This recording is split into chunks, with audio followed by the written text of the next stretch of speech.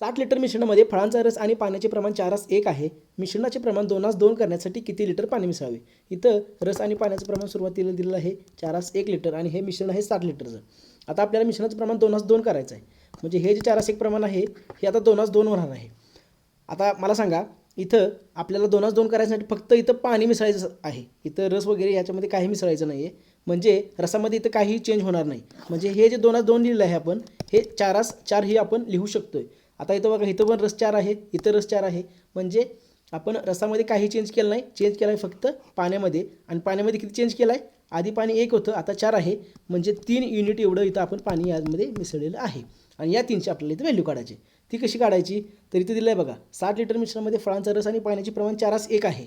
म्हणजे 4 + 1 5 युनिटची व्हॅल्यू इथं दिलेली आहे 60 लिटर एवढी. आपल्याला 3 युनिटची काढायची आहे. म्हणून 5 × 5 12 × 5 60.